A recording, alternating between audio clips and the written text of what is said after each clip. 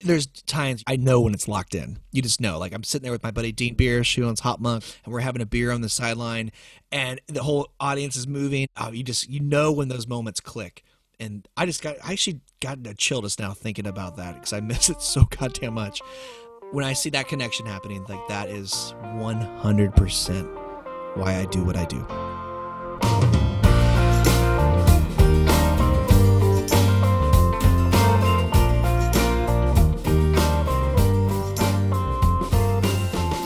Hello and welcome to the Beautiful Work Podcast. I am your host, Dan Krikorian.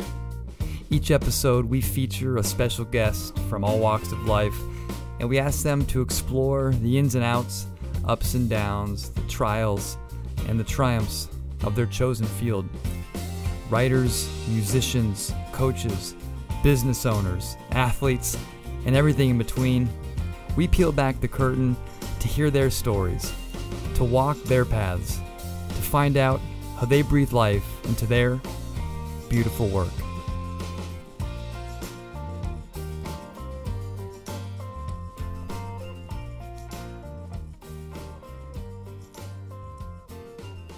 Hello everybody, hope that you are safe, happy, and healthy during these times. Welcome back to another edition of the Beautiful Work Podcast. Have a really fun, introspective, wide-ranging show to share with you today with Casey Turner. Before we get to that, a couple of real quick announcements. On the music front, we've had a blast, as much as we can have a blast during the quarantine. On Friday nights, I put on a live concert. We call it Friday Night Live on Facebook Live. A lot of lives in there. But we start off with a little stand-up comedy, get to the music and to the show, and we have a lot of fun. It's a great community of folks that show up, and so please join us Fridays at 7:30 p.m. We did have some good news before at the end of the last podcast until now, end of 2019 into 2020. My latest album, Grandeur, was put on some of the top albums of 2019 lists for folk singer-songwriters, including getting a couple of top 10 nods from some folks here in the U.S. as well as in Europe, so that was a lot of fun. You can hear some of those songs. One is playing in the background right now, Lila, but all the instrumental versions of those songs are playing in the background throughout this podcast, and so you can head to iTunes or dankrikorian.com to hear more about it. Okay, now on to the show. Today I'm joined by one of the most influential figures in the Bay Area music scene. Casey Turner is a promoter, talent buyer, as well as artist himself, and his company, Casey Turner Presents, has gained a steady and tight-knit following over the years as he hosts some of the best concerts that feature some of the world's best songwriters around. He's here today to share his thoughts on growing a unique community over the years, readjusting and pivoting in the music industry during a pandemic, and why he so much loves his Vespa. Please enjoy my conversation with Casey Turner.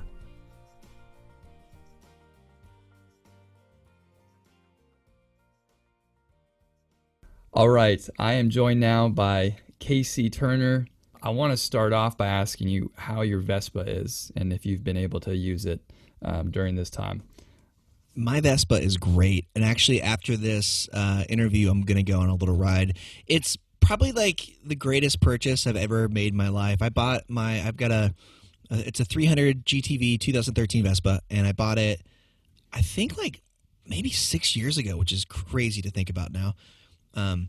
But it's getting on a Vespa, you can't check your phone, you can't be, it's almost like surfing or riding a bicycle in a sense. I mean, like you got to be focused, and I take it up the coast all the time. I'm in San Francisco, but I love driving it up to Point Reyes, and it's about an hour 15 minutes away along the Highway 1, and it's like my therapy. It's my get out, get some fresh air. And it's totally cool to do it during now because I'm not around any people. I'm simply just a little motorcycle on the road. And yeah, that thing has just been the greatest. Last year, I drove it to Portland, Oregon. Wow. Which is like a 10.5-hour drive on the highway if you were just going straight there. But I took like the longest way around. And the thing has just been so great to me. I love it. And I love taking pictures from it. So it's just fun. It's the greatest. Yeah, That's so important. I feel like now to have something like that that kind of gives you that sense of freedom that we don't really have at this point right now, being locked up. I know I'm really lucky where I live. I'm in Newport Beach right now, and I'm fairly close to the water. I'm a few houses in, so I can get there in about 30 seconds and kind of walk around. And just that, like, even if it's only for 5-10 minutes, just getting out and being in nature, gosh, it just kind of resets how you feel about everything. Totally.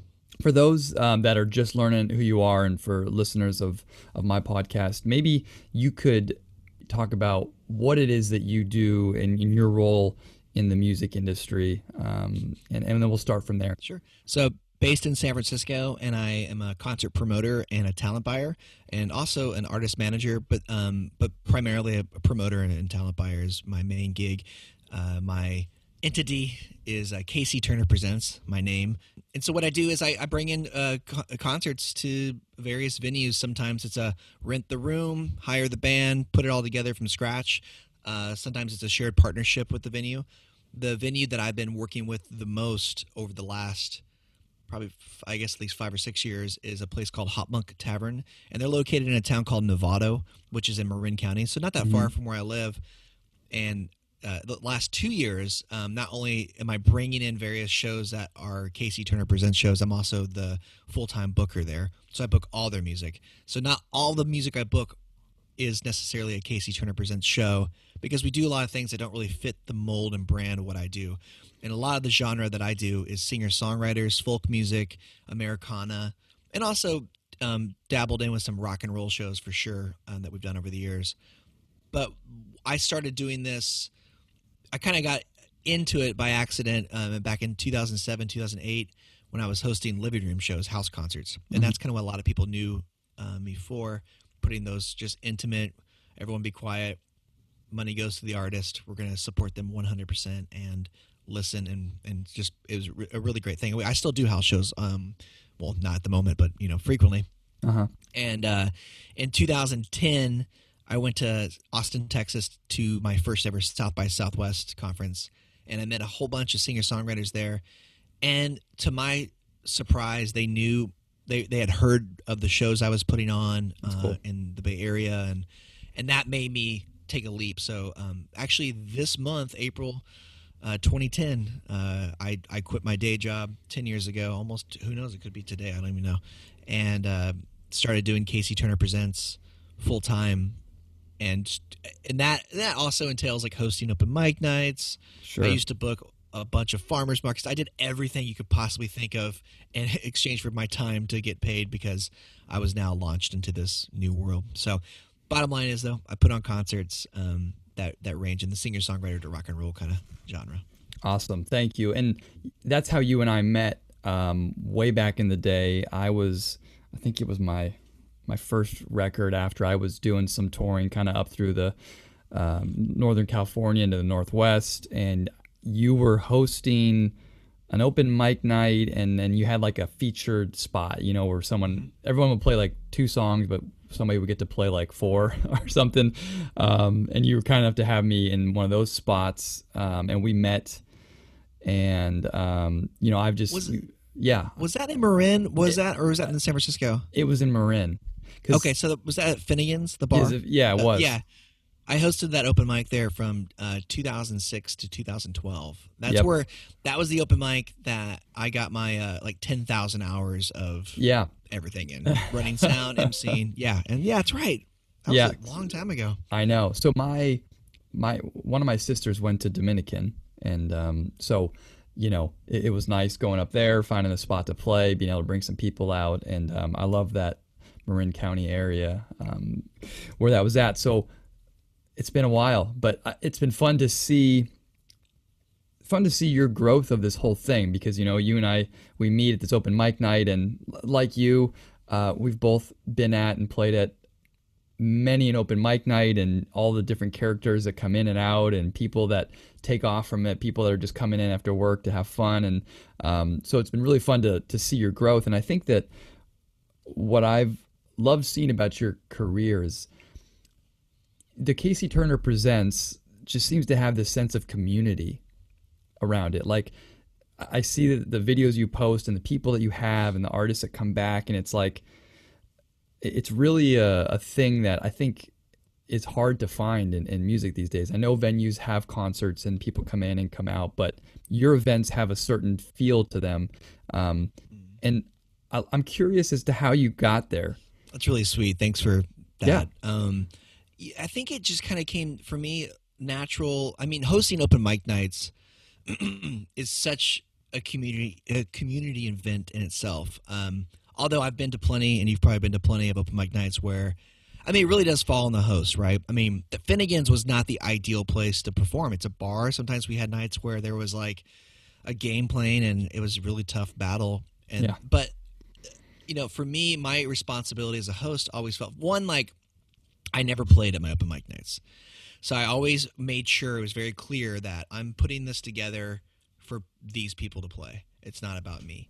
And then no matter what, if it was someone's first time ever playing or their 100th gig, depending on talent level or whatever you want to call it, everyone got treated equally no matter what. So that was really important to me. And I think just right there, that attitude starts to get people going like, oh, I kind of like this and I want to be part of it. And so it was very inclusive thing. It was an encouraging thing. I called open mic what it was, which is you cut your teeth, you get better, you make friends, and eventually, hopefully you guys play music together or just whatever. You just have good memories from it. It wasn't about a competition. It wasn't ever about, who's better than who, So that right away, I think that response that I got to that particular open mic in that event, it felt good bringing people together. So if I take that kind of attitude and I put it to concerts, like I don't sell VIP tickets. Sometimes we sell tickets that cost more because it's like, oh, we have to because there's so many variations, right? But I never call anything VIP. I never have any there's no one's better than anyone else. And that's I do that same thing with my fans and customers. And also the way I do my business with bigger artists. I try to treat everyone the same. And I think that does create like a community in a sense and a vibe.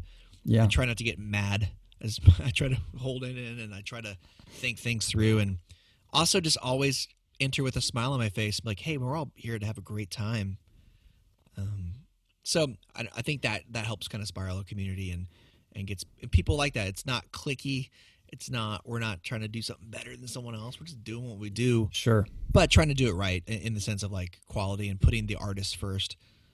And that attitude has gotten me further along. Sure. Do you remember the time where you kind of felt things start to turn from, hey, I'm doing an open mic night sort of deal and I'm starting to book some shows, and then all of a sudden like, oh wow, you talked about 10 years ago being able to leave your day job and do this full time. Do you remember what it was that you were able to say, okay, now I'm going to do this full time and have this take off? Yeah, I mean, around late 2009, going into 2010, I was doing more and more shows. I was really liking it, and I was beginning to think to myself, wow, wouldn't it be cool if this was like, this is what I did? And I had a full-time job then, and during that time, coming out of 2008, I was in a corporate situation for customer service, but it was a retail type of job. We were selling products, shoes. Mm-hmm. And so 2008 took a huge hit on everybody, and even through 2009, it was slow. It was dead. Like, we went from, like, getting calls all the time to, like, an hour goes by and no one's called us. So I was spending a lot of time on MySpace, and that was the thing then. Yeah. And booking shows and setting up concerts, house concerts primarily, and also just focusing on my open mic booking, just really just doing what I love to do. Sure. Except like at my job, which you're not supposed to do. I got in trouble frequently. I was told I was the top internet surfer of the company. Which is, I was kind of proud of that. Looking back, I'm like, I thought if anyone was on the internet more than I was, that's insane. Right. So around that time, I started just to be like, man, I really do love this. And when I went to that South by Southwest, my friend Matt the electrician drug me. He's like, you're coming to he didn't drug me. He drugged me. Like right. He pulled me to Austin. He said, "You're Good going to clarify that. You can stay with us." Between myself and Tom Freund, who's another artist friend of mine out of L.A., he said, "We'll drag you around the city. You can see all these great artists. You probably know some of them already, and you'll have a great time. You need to be here. You need to be part of this. It's pretty cool." So I was like, "Okay, fine. I'm going to go." And that's when, through Matt, we would go to all these little coffee shops, Flipnotics, and a place called Once Over Coffee. It's where I met Steve Poltz for the first time. But some of these artists were like, "Oh, you're Casey Turner. You do those house concerts out in San Francisco, right?" And I'm like, "How do you know that? Like, why do you know that?" That blew me away. Yeah. And that didn't happen once. It happened a bunch of times throughout that week. And then I ended up at a good friend of mine now, friends, Danny Schmidt and Carrie Elkin. They always have this kind of like songwriter margarita party at the end of South by Southwest. It's kind of their wind down.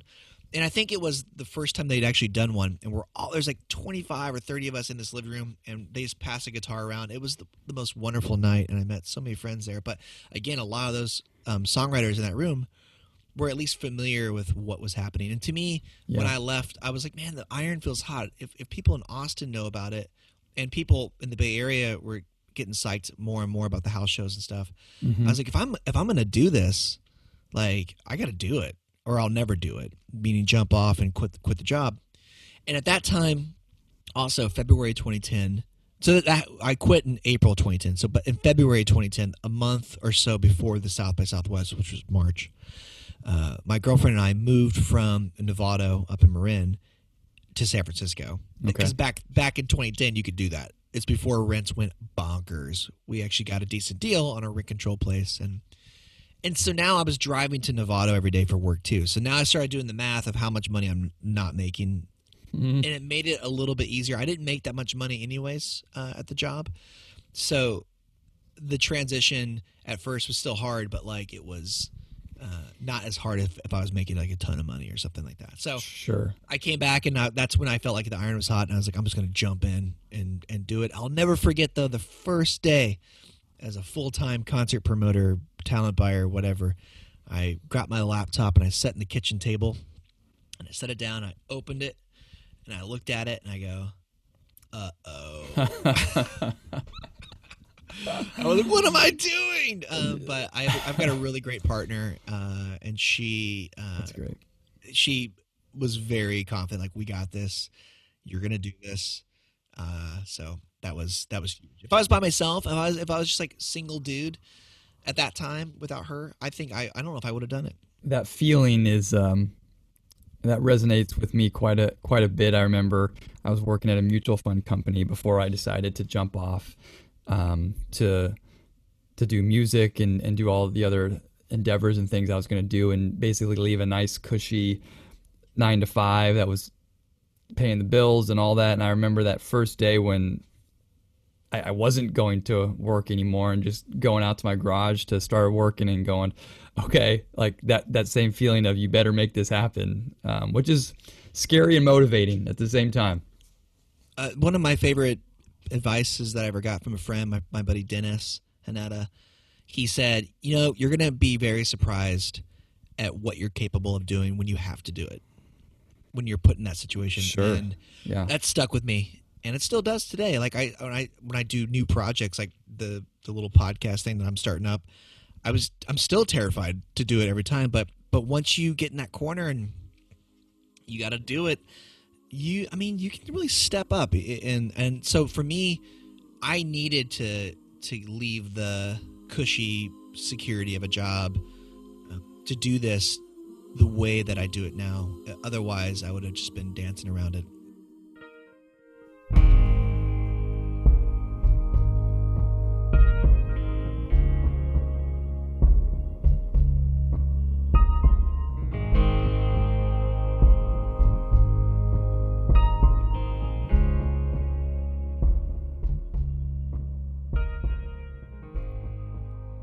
There's an old African proverb that goes, if you want to go fast, go alone. If you want to go far, go together. As I write this, most of America and the world has been in some sort of isolation for close to 2 months. And while there has been more time for Netflix, sleeping in, and dusting off old passions, one thing we ache for is our deep and human need for community. Church on Sunday mornings, an afternoon at the ballpark, a beer with friends in the evenings, birthdays, book clubs, concerts, morning workout groups, PTA meetings, business conferences, so much more. All places where people and families come together to celebrate and laugh, to cry and connect, and to share in the human experience. And while the world has been put on pause, our need for these things has not. Over the course of his career, Casey Turner has fostered a unique concert series where artists and fans come together to share in their love of great music. Much, much more than a band on a stage where beer is sold, but something richer and fuller. A community of people coming together to celebrate art and to celebrate each other. Communities like Casey Turner Presents will be back someday and will be as important as ever as the world begins to heal from a global pandemic. But together we will. As the author Kelly Harrell said, "We don't heal in isolation, but in community."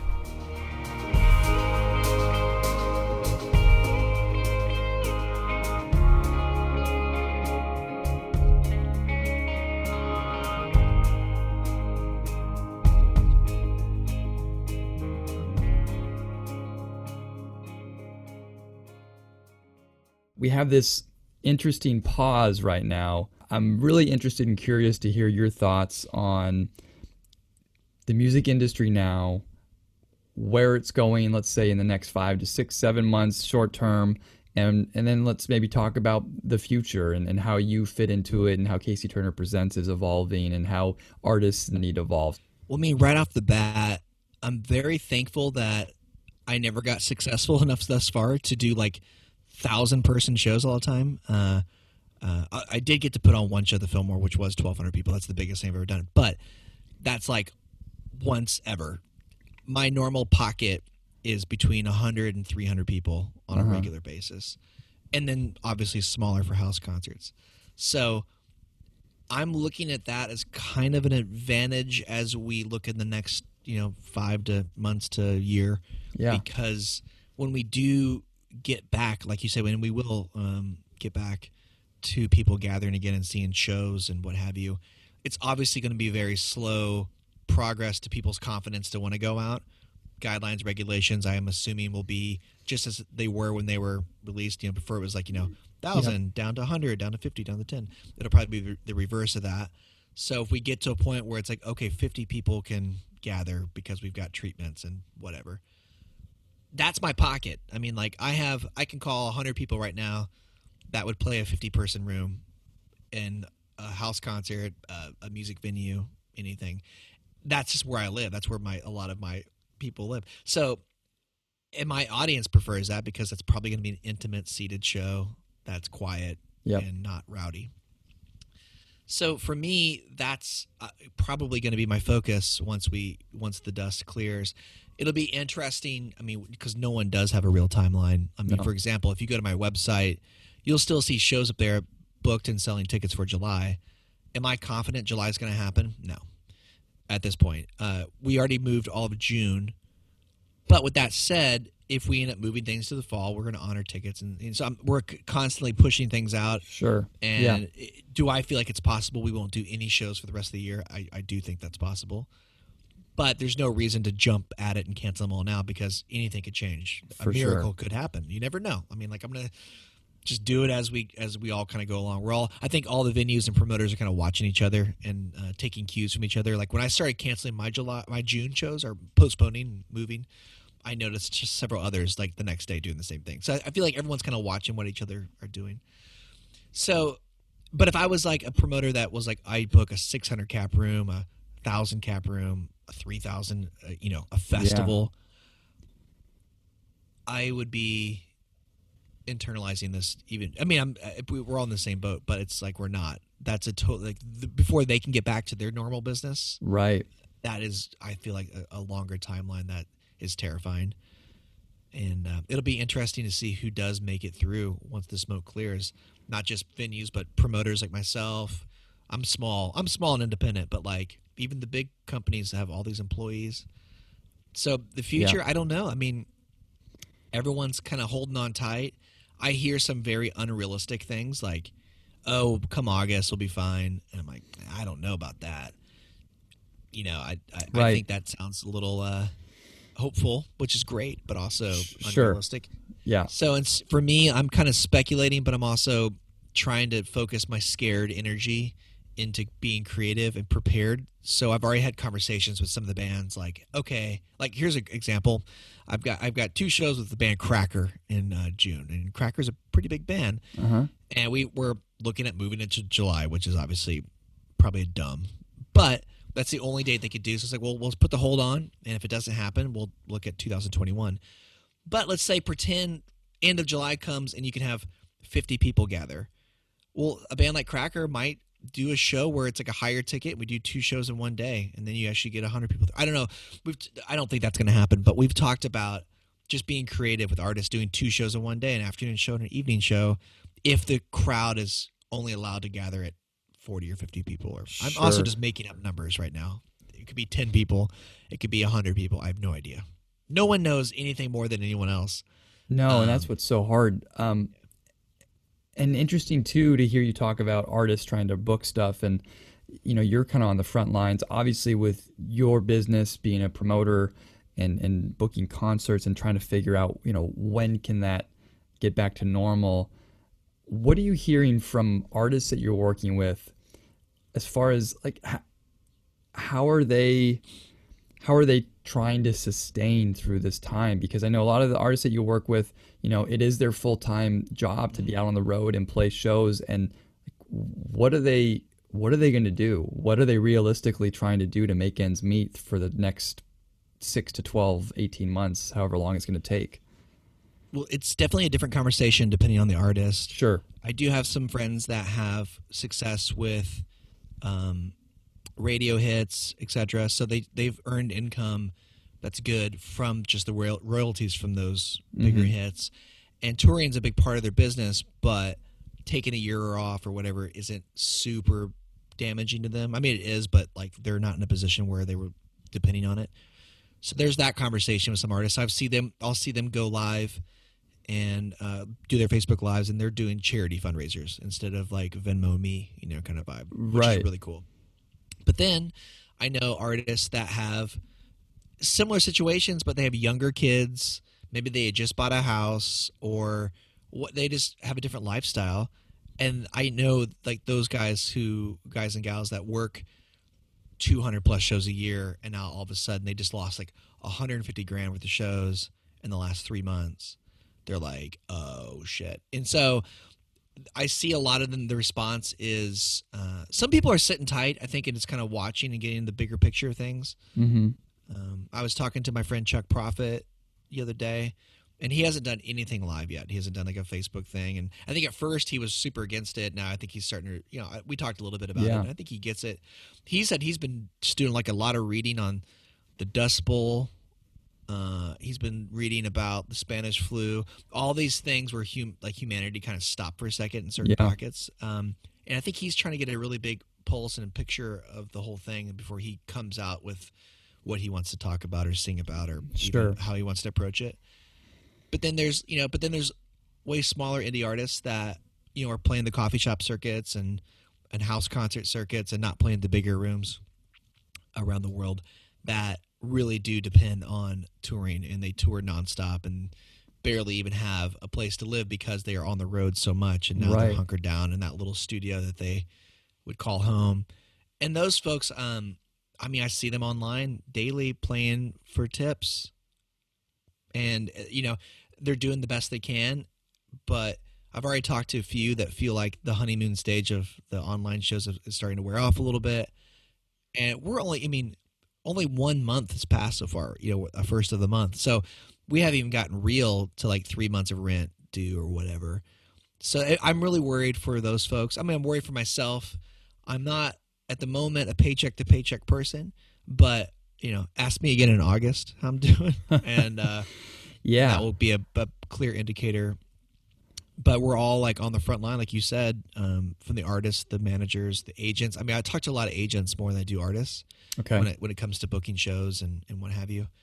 And I'm talking to a lot of those guys more on the phone than I used to during this. We've just been picking up the phone and talking, and they're all in the same boat. And we're having a similar conversation because they put together this whole tour, which takes months and months, a year to put together sometimes, depending on the band. And we're both just kind of like insanely laughing about like, oh yeah, unraveling 6 months of work. Oh boy. It's heartbreaking. And for me, I don't get paid. Like I get paid when there's a show and it's a success. Same thing with an artist. There's no one just going like, hey artist, you put the effort in and you were going to tour. Here's some money. Right. No, you don't get paid unless you play, and so it's the same thing as for a promoter or a booking agent. Booking agents make their income based on a percentage of how gigs do. And so, yeah, we're all freaking out. And that's why everyone's desperately trying to at least rearrange shows to have some hope on the calendar, even if it's maybe unrealistic. And I get that. And so I've been putting holds and doing things throughout the winter, but I don't know. So I don't know if that answered that question. We kind of no, it's good. And I think that, like you mentioned, I mean, we're all kind of living day to day, seeing what the updates are with the news, and we're hoping for good news at any point to help kind of get things back to some semblance of normalcy. But you hit on something that I myself have seen and felt, and am interested to see where it goes, and that's the online shows, the live streams and whatnot. And I think that it has been a nice thing for a couple of reasons. One, for artists to, like you said, hop on and can make some money. I do every Friday night. I got a show tonight, and this is my volume 6 of Friday Night Live that we do, and it's been really fun for a couple of reasons. One, all the people that usually would come out and see me or whatever can sit and have dinner and watch and interact. I do have my Venmo, PayPal thing, and so people that are kind enough, you can make a little bit, and I've seen other artists do that as well. It gives a little bit of, I wouldn't say normalcy, but people that are just sitting around losing their jobs or having a tough time at home to look forward to see one of their favorite artists play on a Friday, Saturday, or Tuesday, whatever it is, night, is nice. But I'm also wondering too, okay, how much longer will this go to where it's like really something where people get maybe burnt out and then really start itching for the live stuff again? And where's that point? Are we getting to that point? I think they're already itching for the live stuff again. For sure. Sorry, without a doubt. But there was like this little Band-Aid with the live streams where it's like, okay, we're going to be locked in, shut down for a while, but hey, at least I get to watch my favorite artist on Wednesday nights for a little bit. But now it's like, I wonder where that point will be, where the tipping point. And also just, for the artist that's like the maybe mid-level artist that's not playing to 100, 300 people, but like you said, playing to 50 to 100. How long can they? Even that would be great. I mean, a lot of people are playing to 10. Sure. But how long? It's great. But. Oh, it is great. Yes, but how long can they go before? Like, I wonder if this lasts for another 6 to 8 months, a year. Will we see some artists that kind of drop off because they just have to go get a job they have to make ends meet, and then who's going to survive through this? I think will be interesting to see.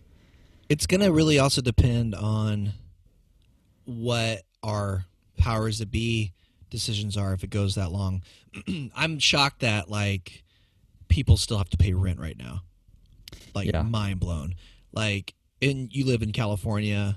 I'm San Francisco. Yeah. It's like it's expensive here. Even though I've got a good rent control deal, it's still way more than what someone's paying in Iowa. So like I just hope if it goes that long, at some point they figure out a way where, they could freeze rents, because then you've got an artist that's freaking out, but like, hey, if they're like $2,000 rent's not due, that's probably the biggest piece of the pie for everyone every month.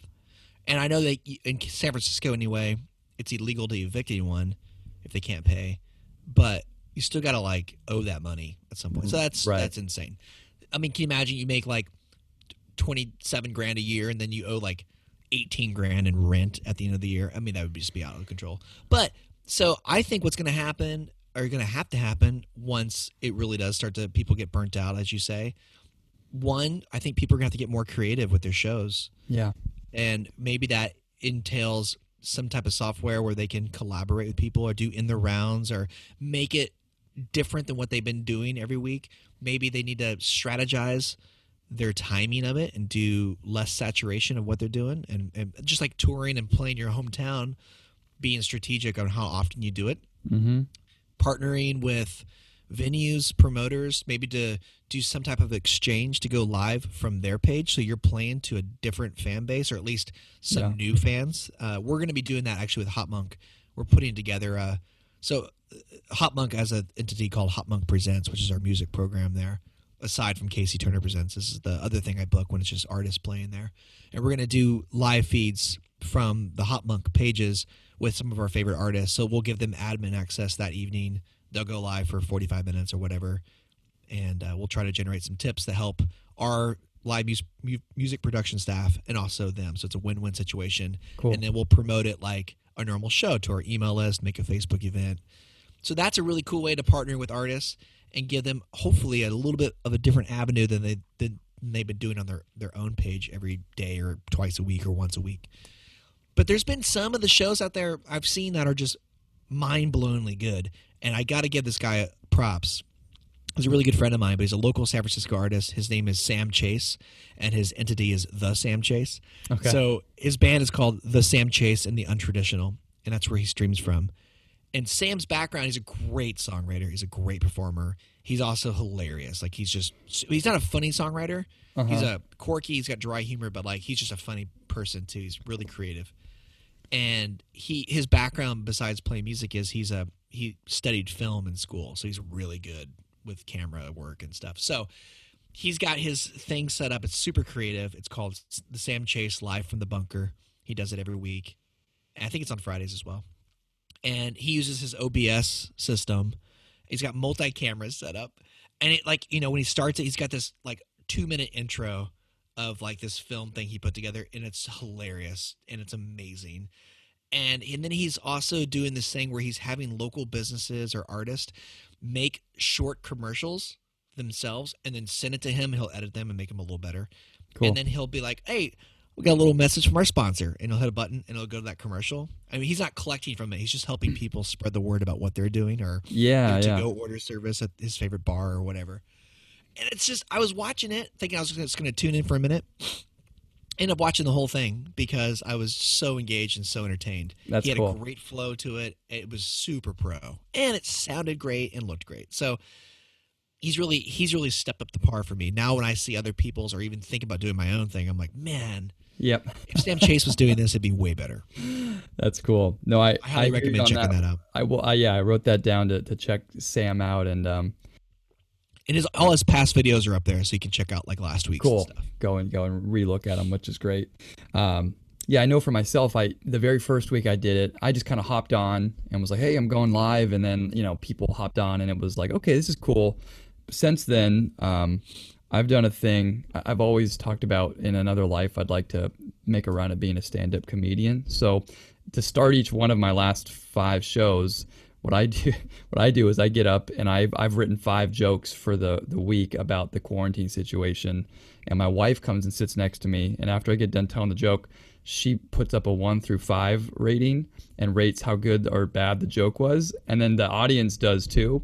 And it's funny because it's like this dynamic that we just tried and people really enjoyed. And it kind of gets people to like loosen up a little bit on a Friday night. But also too, it seemed to be like the most popular part of the show in a sense, where people I joked about not doing it one week, and everyone was like, "Hey, whoa, you got to do the jokes." It kind of gives it a little bit of a different vibe. And so, like you said with Sam, it's interesting to see how different artists are trying to keep people engaged, because you can just scroll to the next screen or whatnot. And I think we're going to continue to see people being more and more creative with their live stuff to hold an audience, and to it's almost like a new skill to have as an artist. Like how do you make your online show, something that people want to stick around for?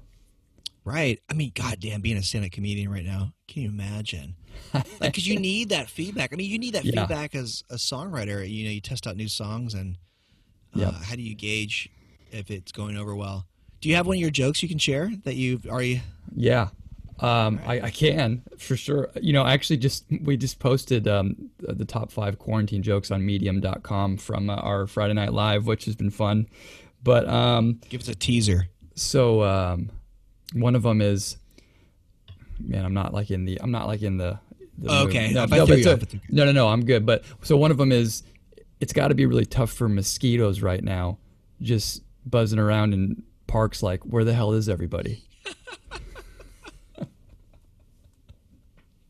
I'm just kidding. So another one was the joke was, yesterday the news came out that Alabama is shutting down their schools for the rest of the year, and Americans were shocked when they heard the news that people go to school in Alabama.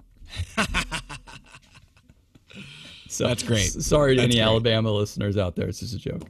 So anyway, no, they've been really fun, and so it's like this fun little back and forth dynamic that we do. And anyway, great. That's really awesome. I think that's a great way to change up the flow and spice it up, and and add something another level to it. That's hats off to you, man. That's great. Oh, I appreciate it.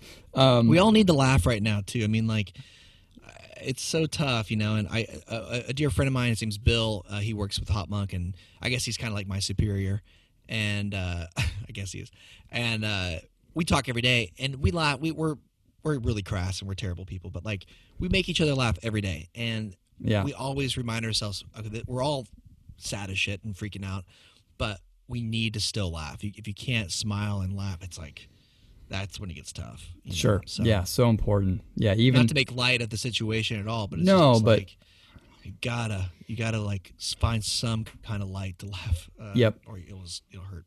For sure. Yeah, and so that's what with our thing. Even if people are laughing at me rather than with me, it's still you're laughing in some capacity. I think that's great, man. Let's talk about how you're kind of pivoting a little bit during this time, and you started this live podcast series that we mentioned a little bit earlier, but it's called Talk to Me, and you've got a great lineup of people that are coming on to talk about music and what they're doing, and I'm really interested in it. And so tell me a little bit about that and why you started it, and kind of where you see it landing within all the things that you do. Yeah, so I used to be a concert promoter. Now I sell T-shirts and I podcast, interview, or whatever. So no, I was, when this whole thing went, and everyone's like doing their live feeds and everything, a lot of people were asking me, are you going to put together like a lineup, a festival, like online festival? Because some people have been doing that, and it sounded interesting, but I was like, I'm just going to sit back and I want to brainstorm, because putting on a live show online doesn't really excite me, although I've watched a bunch and really enjoyed it. I do what I do because I love it. I didn't get into doing this because, there's a chance to be financially successful, this and that. It was like, this is who I am. This is what I love doing. I love gathering people. I love seeing a connection between an artist and a fan in a space. And that is really, at the end of the day, the biggest payment to me. Mm-hmm. So this idea of online performing is so different than that. And it just doesn't excite me. So to want to put together something like that would be like, I guess I have to, because I put on shows for a living. I guess I have to do something. And I was like, I don't have to do anything. So I just sat back and just really was like, some idea will come to me. And then I realized, there were some people having like these conversations online and maybe an in the round thing on Instagram where they were on top of, on top screen talking. But it was loose and just kind of a hang. And I was like, no one's really doing like a decent put together chat I've seen anyway yet. And I was like, I've got a Rolodex of pretty great artists that are I can consider friends that you'll see do like a radio interview. That's the standard, selling their new album. Got a show at the college tonight. Come out and see them or whatever. Here's the new single. But there's not that many that you just see them talk about how they got started, some crazy like back behind the scenes stories, some of their worst gig stories, anything you can think of, wherever the conversation kind of takes you. Yeah. Kind of like my favorite like conversation podcast, which is I'm sure a lot of people would agree with, is Terry Gross, Fresh Air. And every time I hear that, I feel like I get to know that celebrity or her guest way more than I did going in. Sure. Because she asks really interesting questions. I think she's outstanding, and I will never be as good as that. I don't even inspire to be as good as that. I'm just doing this because it's fun. Sure. Also, but shout out to get better at it. To Joe Pug too. I love his podcast with Joe Pug songwriters. is an amazing. Exactly. Yep. What's it called? It's called the American Songwriter. The Working Songwriter. The Working Songwriter. Yeah. Yeah. This is great. Yeah, and so it's he's interesting, asks the right questions, and gets the conversation rolling. So I just kind of called upon a handful of folks right away to see who would want to be part of it, and I booked all of April and May, and it's every Monday and every Thursday at 5 p.m. Pacific Standard Time over on my Facebook page, Casey Turner Presents, on Facebook. And then we also, after it's done, we upload it to YouTube, so people who are on Facebook can still hear it. But yeah, so I was like, oh, that'd be interesting to do that, and then let them play 3 songs throughout the show, so they're still getting some live performance. But if people want to hear more live music and less talk, then just go see them play on their Facebook page at their given times. This is just something a little bit different. And because I have a personal relationship with a lot of these artists, especially like Megan Slankard, who was my first one, and John Craigie, who was the one I just did the other day. Yeah. I've got some stories and things I can bring up about them that someone who would interview them otherwise wouldn't know, because you're gathering information from their bios, Wikipedia, and everything you've compiled. But I have personal stories backstage that have never been heard outside of that. So we would bring up those kind of stories and just kind of, as we call it, Missouri, shoot the shit and see where the conversation goes. Although I've noticed, so I kind of entered it with an idea of the perspective of talking about why they started music and kind of their timeline up to now, as interesting as that can be. And that's kind of been the theme of it. So as I'm taking these notes, it's an hour long, although they've gone over a little bit every time. But I have quadrants of 15 minutes in each kind of outline I do. And it starts with like when you're a kid and your first band and when you first found a guitar or whatever your instrument is. And then to like the next phase. And then at the end we do a section where I've got a bunch of fan questions prepared. And then they play a song I said in between all that stuff. So it's been kind of fun. It's with Bill Kirchen, who I just did. Bill Kirchen is 71 years old. He's known as Titan of the Telecaster. He was in a band called Commander Cody and his Lost Planet Airmen back in the 70s. He is literally a living legend. He's played with everybody. Everyone knows who Bill Kirchen is. If you ask any musician, Willie Nelson, who's Bill Kirchen? He's like, oh, I know Bill. Like everyone knows Bill. And so you get a guy like that going, he's got endless stories. And all I had to do was just set up the ball and he'd spike it down and just go. And afterwards we talked. He goes, man, I talked way too much. We should have edited that. I'm like, dude, it was great. It was great. And people want to hear those stories.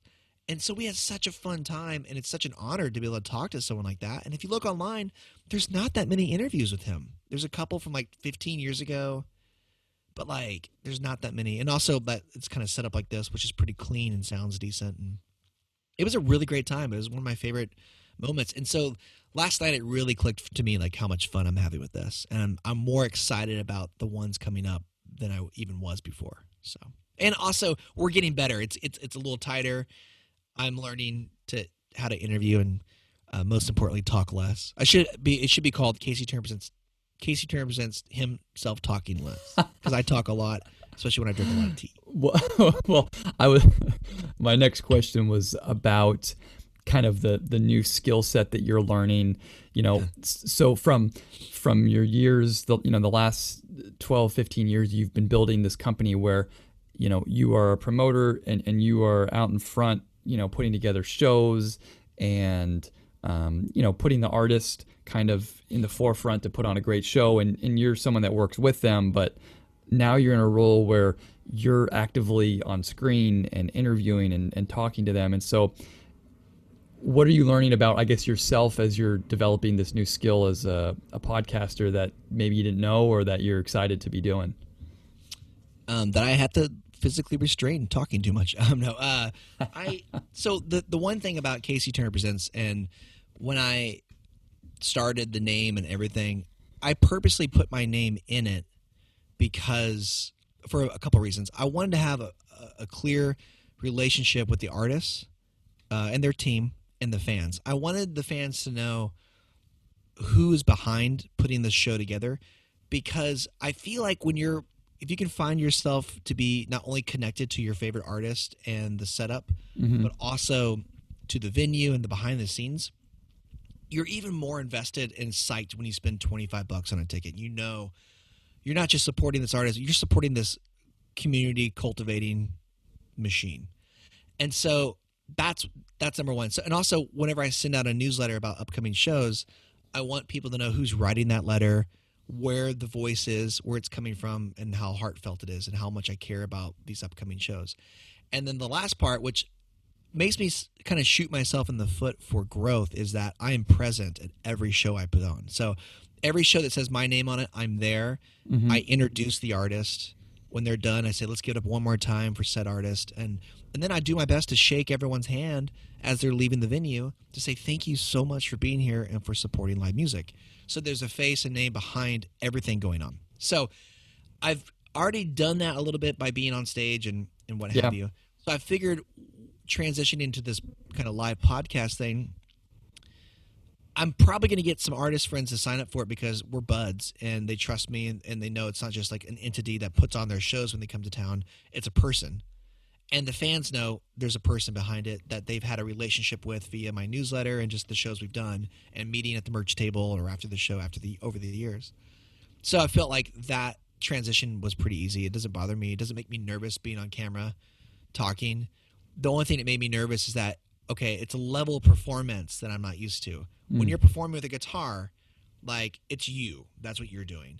When you're introducing a band, that's your 2 minutes to talk about what you're doing, what's going on. Thanks for being here. Here's this, turning it over to this person. It's pretty tight. This is like an hour-long thing of I've got to have a bunch of questions queued up so there's no like, here's my notes from Bill Kirsch yesterday.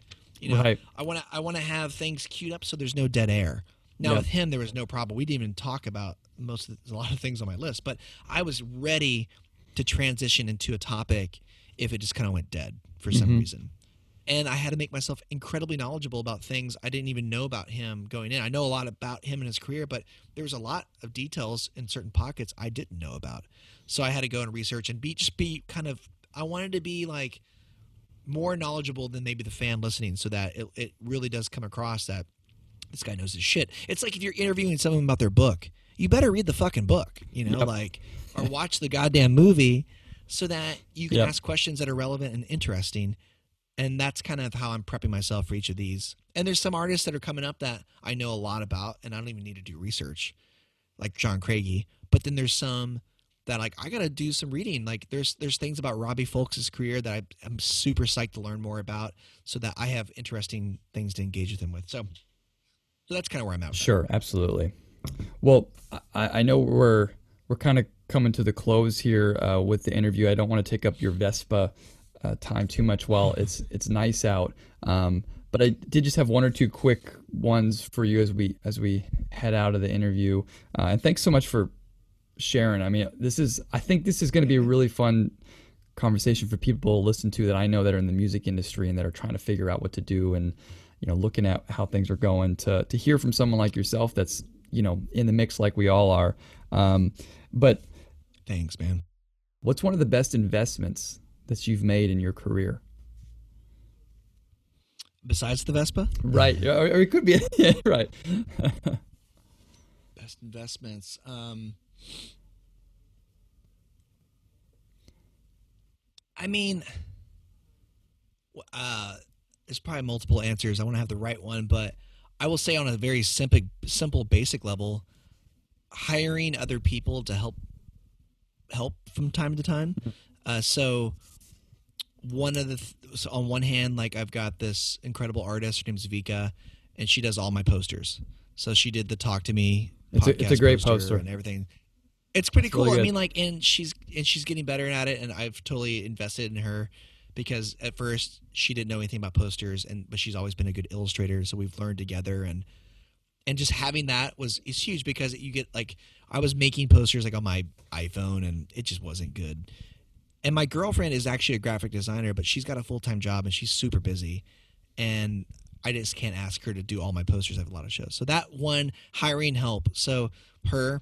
And then the other biggest investment in that same vein, so the biggest thing I do a year is my cookout concert series at Hot Muck in Novato, which right now is taking quite a hit because it starts in.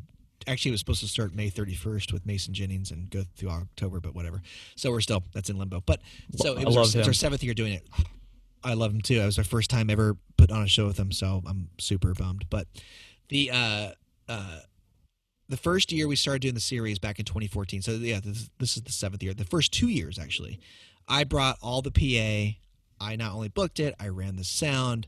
I literally did everything except for play the show, pretty much.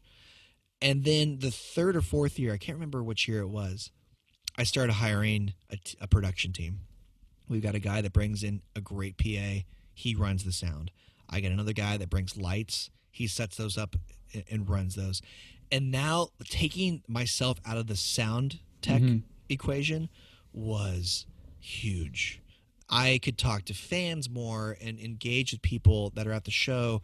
I could give more attention to the artist when they're in the green room and making sure they're cool, and also just hanging with them and getting some very valuable hang time between the promoter and the artist, which is super important for our relationship. And also my stress level went way down because now I got a guy, all he does is run sound. I don't have to stress about the way it sounds based on my skills. While a fan is want to ask me a question or to say, hey, this has been a great show, it's really hard to multitask those two things and not be an asshole to that fan while you're like stressing out with some feedback or something. So I would say 100% hiring help and staff has been my best investment to what I do, because as much as I am a control freak and I want to do everything, delegating jobs has made my life a lot easier. And I'm still learning how to let go of certain things as this thing grows. Sure, that's a great answer. And I feel you on that. I last year we started running. It's called Beautiful Work Presents a songwriter showcase, and having some help with that, and people come in and do the sound and help with the door and all that, while I can just kind of do other stuff. I hear you on that, and yeah, so important. So thanks for that. Last one before we kind of wrap things up, get you out of here. Hey, what brings you the most joy in what you do? 100% when I see a fan and an artist connect. That is what I do, why I do what I do. When I could do my best to put whatever the figuration is of the band or artist if I put them in the right scenario, if it's the right fit for the cookout series or the right fit for a house concert, or maybe it's a better fit to do a seated show at Great American Music Hall, or maybe it's better to do a full band at loud standing room rock show. When I feel like we've done the combination right, I can tell that artist is completely themselves on stage, having fun. I've been in situations where you can tell the artist is just trying to get through it because maybe the sound isn't where they want it to be, or this wasn't the setup that, you have trial and error sometimes. But when I see that artist completely relaxed and playing and having fun on my stage, wherever that stage is, I'm like, okay, I nailed it. They are if you can get an artist to be in their element as a promoter, as a producer of an event, with production, all the things that go into it. Maybe it starts with getting the writer right in the green room, or how they were treated when they walked in the door, and that will trigger how they end up performing. And really, there's so many factors with different personalities and different artists who are on the road. So that's number one. Number two, it's like when I see that fan in the exact same thing, like making sure you did the right combination for the fan's experience, and giving that fan the best experience you possibly can that day, to have that exchange of an artist sharing their art, their music with the fan. When I see that, and there's times you just man, I know when it's locked in. You just know. Sure. Like I'm sitting there with my buddy Dean Biersch, who owns Hot Monk or whatever, and we're having a beer on the sideline, and everyone, like the whole audience is moving, and everyone, you know when those moments click. And I actually got a chill just now thinking about that because I miss it so goddamn much. Literally, I'm gonna make myself cry right now. I really miss being in a room. When I see that connection happening, like that is 100% why I do what I do. Wow. That was really special just hearing you talk about it like that. You know, I mean, I think going back to some of the first questions I asked you about like how you built it, makes me connect to what you just, you built it by doing stuff like you just said and by that feel. And I could say as an artist who's played his share of terrible shows and some really great ones, what you just mentioned though about being on stage and having a great room and people that are listening into it, and then knowing that someone worked so hard like yourself to put that on, I mean, what a special thing that, the Bay Area has in Casey Turner Presents. And I know like you cannot wait until this is all over and can kind of get back to where we were to pick things up. Dude, my last show was on March 7th with my friend Tim Flannery. And my biggest concern and worry like that week was making sure the marquee is not spelled incorrectly. Because we've had, from time to time it gets messed up. It's not on me until I get there. I'm like, oh, come on, guys. I wish that was my biggest worry right now. I would give anything for a misspelled marquee right now. Anything. I don't care. Put Casey Tuner, whatever. I've had that a lot. Presenters. I mean, anything. I don't care. I would take it. That'll be like the lead for the podcast. Like I would give anything for a misspelled marquee. I would. Right now. It used to be my biggest stress point. Anyways, not no more. That's fine. Well, hey, before we get out, I want to give you a few seconds. Tell people where to find all your stuff, wherever it is they need to go. Let them know where to find you. If you just go to CaseyTurnerPresents.com, that's a great starting spot. You can buy a t-shirt. That's my only income right now. That'd be fantastic. You can also see the calendar for the Talk to Me podcast I've got going on Mondays and Thursdays. And the podcast does go live on 5 p.m. Pacific time on the Casey Turner Presents Facebook page, but will also be uploaded to YouTube so you can experience it on different platforms. So I would start with CaseyTurnerPresents.com, and then if you're on Facebook, look up Casey Turner Presents. Give us a like so that you'll see the notification when we go live and stuff, and stay up to date on news and what's next. All right. Well, Casey, thanks so much. It was a pleasure having you and having such a good conversation. Good luck with your Vespa ride and everything, and hope to have you back again sometime on the podcast. It was really great to be part of it. Thanks for having me.